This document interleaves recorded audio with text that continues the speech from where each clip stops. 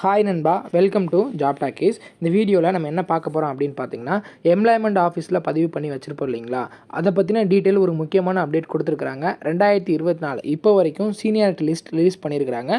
அந்த லிஸ்ட்டில் அவங்க பேர் இருக்கான்னு செக் பண்ணுங்கள். ஸோ செக் பண்ணுறதுக்கு தான் அந்த வீடியோவில் எப்படி செக் பண்ணுறது அப்படின்றத நம்ம பார்க்க போகிறோம். ஸோ அப்படி லிஸ்ட்டில் அவங்க பேர் இருந்துச்சு அப்படின்னா 2024 கண்டிப்பாக அரசு வேலை உறுதிங்க.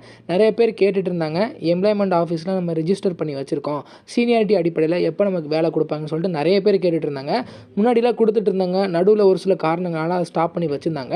ஸோ இதில் இப்போது லிஸ்ட் ரிலீஸ் பண்ணியிருக்கிறாங்க. அதாவது நேம் லிஸ்ட்டு, யார் யார் பேர்லாம் சீனியாரிட்டி லிஸ்ட் படி இருக்குது அப்படின்றத ரிலீஸ் பண்ணியிருக்காங்க.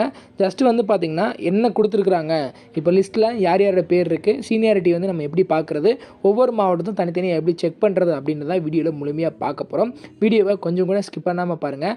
இதே மாதிரி அடுத்தடுத்து வேலைவாய்ப்பு பற்றிய செய்திகளை உடனுக்குடன் தெரிஞ்சுக்க நம்ம ஜாப் டாக்கீஸ் சேனலை மறக்காமல் சப்ஸ்கிரைப் பண்ணி வச்சுக்கோங்க. முடிஞ்ச அளவுக்கு இந்த வீடியோவை நிறைய பேருக்கு ஷேர் பண்ணி விடுங்க. வாங்க தற்போது வீடியோக்குள்ளே போகலாம். நம்ம பார்க்கக்கூடிய லிஸ்ட்டு அதுக்கான அஃபிஷியல் வெப்சைட் இது தாங்க. ஸோ இங்கே கொடுத்துருக்குறாங்க பாருங்கள், government.in எம்ப்ளாய்மெண்ட் அப்படின்னு சொல்லிட்டு எம்ப்ளாய்மெண்ட் நம்ம தமிழக அரசோட அஃபிஷியல் வெப்சைட்டில் தான் நம்ம பார்க்க போகிறோம். ஸோ இப்போ வரைக்கும் நீங்கள் இதில் லாகின் பண்ணியிருக்கீங்க, ரெனியூவல் பண்ணியிருக்கீங்க, இல்லை ரெனியூவல் பண்ணாமல் இருக்கீங்க அப்படின்னா இங்கே ஒரு ஆப்ஷன் இருக்கும், click care for employment online சொல்லிட்டு. ஸோ அதை நம்ம கிளிக் பண்ணோம் அப்படின்னா நெக்ஸ்ட் ஒரு பேஜ் வந்து ஓப்பன் ஆகும். இதில் லாகின் டீட்டெயில்ஸ் கேட்குறாங்க இல்லைங்களா, யூசர் ஐடியில் உங்களோட ரெஜிஸ்ட்ரேஷன் நம்பர், அதாவது எம்ப்ளாய்மெண்ட் ஆஃபீஸில் பதிவு பண்ணி வச்சிருக்கக்கூடிய அந்த நம்பர், பாஸ்வேர்டு வந்து பார்த்திங்கன்னா உங்களோட டேட் ஆஃப் பர்த் தாங்க. ஸோ இதை போட்டு நீங்கள் ரெனியூவல் பண்ணாலும் பண்ணிக்கலாம். அதே மாதிரி இங்கே கொடுத்துருக்குறாங்க, புதுசாக வர்றவங்க பதிவு பண்ணுறவங்க நியூ யூசர் கொடுத்து பதிவு பண்ணிக்கலாம்.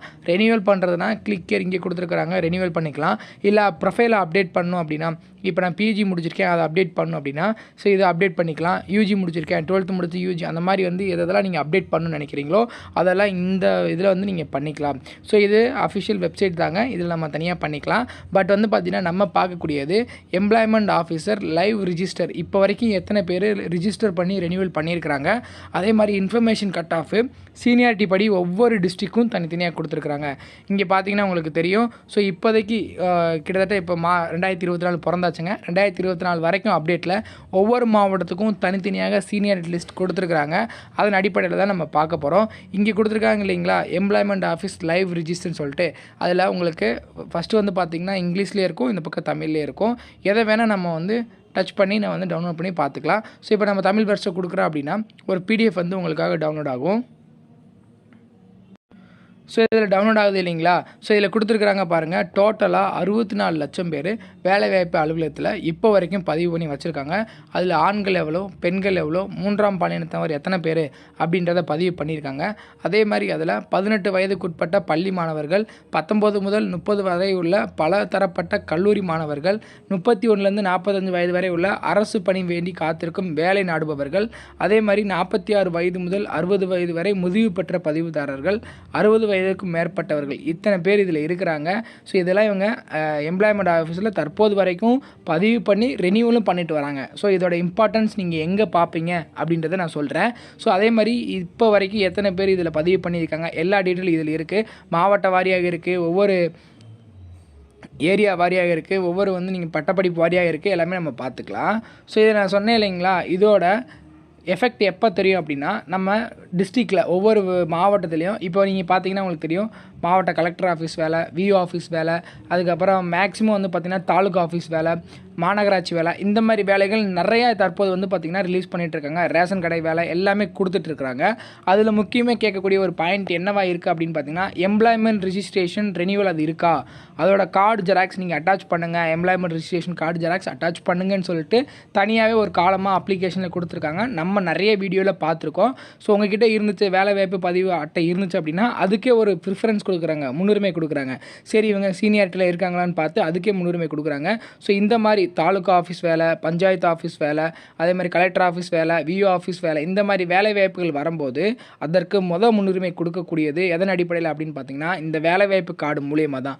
ஸோ இதோட முக்கியத்துவம் எவ்வளோன்றது உங்களுக்கு இப்போ தெரிஞ்சிருக்கும். அதனால் இப்போ நீங்கள் புதுசாக இப்போ தான் பார்த்துட்ருக்கீங்க அப்படின்னா கண்டிப்பாக புதுசாக ரெனியூவல் பண்ணி வச்சுக்கோங்க, யூஸ்ஃபுல்லாக இருக்கும். ஸோ இதில் இப்போ மாவட்ட வாரியாக நம்மளோட சீனியாரிட்டி எப்படி இருக்குது அப்படின்றத பார்த்துடலாம். ஸோ இங்கே மாவட்டங்கள் பேர் இருக்குது. நீங்கள் என்ன மாவட்டம் அப்படின்றத உங்கள் மாவட்டத்தை பேரை கிளிக் பண்ணிங்கன்னா உங்கள் மாவட்டத்துக்கு ஒரு பிடிஎஃப் வந்து டவுன்லோட் ஆகும். உங்களுக்கு தூத்துக்குடி மாவட்டத்தை டவுன்லோட் பண்ணியிருக்கேன். அதே மாதிரி நீங்கள் என்ன மாவட்டம் அப்படின்றத உங்கள் மாவட்டத்துக்கு அந்த இதை கிளிக் பண்ணிங்க அப்படின்னா, பேரை கிளிக் பண்ணிங்கன்னா இந்த மாதிரி ஒரு பிடிஎஃப் வந்து டவுன்லோட் ஆயிரும்.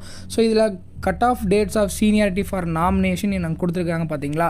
ஒவ்வொரு மேலே வந்து ஒவ்வொரு கேட்டகரி வைஸ், அதாவது SC, SCA, ST, MBC, BC, BCM, general category தனித்தனியாக கொடுத்துருப்பாங்க. இந்த சைடு குவாலிஃபிகேஷன் கொடுத்துருப்பாங்க. அப் டு 8th ஃபெயில் கொடுத்துருக்காங்க பார்த்தீங்களா. 8ஆம் வகுப்பு நீங்கள் ஃபெயிலாக இருந்தாலும் அதே மாதிரி 8th பாஸு, எஸ்எஸ்எல்சி, அதே மாதிரி 12th, அது கீழே அப்படி வந்தோம் அப்படின்னா டிகிரி, அப்படி கீழே வந்து பார்த்துட்டே வந்தோம் அப்படின்னா ஒவ்வொரு கேட்டகரி வைஸ் அக்கௌண்டன்ட், அதே மாதிரி computer science, typist, steno typist, driver, அதே மாதிரி டிரைவர்லேயே உங்களுக்கு லைட் மோட்டார் வெஹிக்கிள், அதே மாதிரி heavy motor vehicle, conductor, driver come conductor, electrical and electronics engineering சொல்லிட்டு தனித்தனியாக, மெக்கானிக்கல் இன்ஜினியர் தனித்தனியாக ஒவ்வொரு பதவிக்கும் ஒவ்வொரு கேட்டகரி வைஸும் கொடுத்துருக்குறாங்க. ஸோ இப்போ இதில் எப்படி நம்ம கண்டுபிடிக்கிறது, நமக்கு வந்து இதில் சீனியாரிட்டி இருக்கா இல்லையா அப்படின்னு கண்டுபிடிக்கிறது அப்படின்னு பார்த்தீங்கன்னா, ஸோ இப்போ அப் டு 8th ஸ்டாண்டர்ட் ஃபெயில்னு கொடுத்துருக்காங்க இல்லைங்களா. இதில் பக்கத்தில் உங்களோட கேட்டகரி இருக்குது பாருங்கள். கேட்டகரிக்கு நேரம் நீங்கள் பார்த்தீங்கன்னா 28/6/2022 27/2/2026 வரைக்கும், 28/6/2002 27/2/2006 வரைக்கும் பதிவு பண்ணவங்களுக்கு இப்போ ஏதாச்சும் எக்ஸாம்பிளுக்கு உங்கள் பஞ்சாயத்து போர்ட்லேருந்து ஒரு வேலை வாய்ப்பு வருதுன்னு வச்சுக்கோங்களேன். அதுக்கு 8th பாஸுக்கு கம்மியாக கேட்குறாங்க, 8th பாஸ் இல்லை அது கீழே கேட்குறாங்க, 8th ஃபெயிலாக இருந்தாலும் பரவாயில்லன்னு கேட்குறாங்கன்னா உங்களுக்கு அது வேலை வாய்ப்புலேருந்து ஒரு கார்டு வருங்க. இந்த மாதிரி நீங்கள் இந்த வேலை வாய்ப்புக்கு இதாக இருக்கீங்க, எலிஜிபிளாக இருக்கீங்க, கண்டிப்பாக இந்த வேலை வாய்ப்பு முகாமில் வந்து கலந்துக்கோங்க, அதுக்கு நேர்காணலில் கலந்துக்கோங்கன்னு சொல்லிட்டு உங்களுக்கு போஸ்ட்டில் ஒரு கார்டு வரும். நிறைய பேருக்கு அந்த கார்டு வந்திருக்கும் எம்ப்ளாய்மெண்ட்டில். ஸோ எந்த பதவிக்கு நீங்கள் எந்த இடத்துல இருக்கிறீங்க, இப்போ 10th பாஸ் அப்படின்னா உங்கள் கேட்டகரிக்கு நேராக பாருங்கள், என்ன கேட்டகரியில் இந்த வருஷத்துக்குள்ளே நம்ம பதிவு பண்ணி ரெனியூவல் பண்ணி வச்சுருக்கோமா, இப்போ வரைக்கும் ரெனியூவல் பண்ணியிருப்பீங்க. நிறைய பேர் ரெனியூவல் பண்ணாமல் இருக்கிறனால உங்களுக்கு அந்த இது வரது இல்லைங்க. ஸோ அதுக்கு தான் இங்கே வந்து மென்ஷன் பண்ணியிருக்கிறாங்க ஒவ்வொரு கேட்டகரி வைஸும் எவ்வளோ வேக்கன்ட் இருக்குது. ஸோ இதெல்லாம் நீங்கள் பார்த்துருப்பீங்க. டைப்பிஸ்ட்டு, செனாஸ் டைப்பிஸ்ட்லாம் எதில் வரும், ஒவ்வொரு விஓ ஆஃபீஸில் இருக்கட்டும், அதில் வந்து அசிஸ்டன்ட் வேலை, இந்த வேலை, அந்த வேலைன்னு சொல்லிட்டு தனித்தனியாக கேட்கும்போது அதுக்கெல்லாம் அந்த வேலை வாய்ப்பு பதிவு அட்டை பதிவு பண்ணி ரெனியூவல் பண்ணி வச்சுருந்தோம் அப்படின்னா கண்டிப்பாக நமக்கு சீனியாரிட்டியில் ஒரு ப்ரிஃபரன்ஸ் கொடுப்பாங்க. அந்த நேர்காணலில் நமக்கான ப்ரிஃபரன்ஸ் அதிகமாக இருக்கும். ஸோ இப்போ இது வந்து பார்த்திங்கன்னா ஒவ்வொரு மாவட்டம், தூத்துக்குடி, மதுரை அப்படின்னு சொல்லிட்டு தனித்தனியாக கொடுத்துருக்குறாங்க. எல்லா மாவட்டத்தோட பேரும் இங்கே இருக்கும். ஸோ நீங்கள் என்ன மாவட்டம் அப்படின்றத கீழே கமெண்ட் செக்ஷனில் சொல்லுங்கள். அது எப்படி டவுன்லோட் பண்ணுறது, என்ன பண்ணுறது, என்ன ப்ராசஸ், என்ன வேலை வாய்ப்புகள் இருக்குது அப்படின்றத நான் உங்களுக்கு வந்து எக்ஸ்பிளைன் பண்ணுறேன். ஸோ இது இந்த இதில் இருக்கக்கூடிய லிஸ்ட்டின் படி நீங்கள் பதிவு பண்ணியிருக்க வேலைவாய்ப்பு, அந்த வேலைவாய்ப்பு ரிஜிஸ்ட்ரேஷன் ஃபார்ம் மூலிமா செக் பண்ணி பார்த்துக்கோங்க. கிராஸ் செக் பண்ணி பார்த்துட்டு அந்த மாவட்டத்தோட வேலை வாய்ப்பு எப்போ வருது, அந்த வேலை இப்போ நீங்கள் எதிர்பார்த்து காத்துட்ருப்பீங்க, ஏதாச்சும் விஓ ஆஃபீஸில் அசிஸ்டன்ட் வேலை இருந்தால் பரவாயில்ல அப்படின்னு சொல்லிட்டு. ஸோ அந்த வேலை வரும்போது அந்த வேலையில் நமக்கு எலிஜிபிலிட்டி இருக்கா அப்படின்றத பார்த்துட்டு அந்த நேர்காணலில் நம்ம போய் கலந்துக்கிட்டால் நமக்கு வேலை வாய்ப்பு உறுதிதாங்க. ஸோ இப்படி தான் நமக்கான எம்ப்ளாய்மெண்ட் சீனியாரிட்டி இருக்கும்.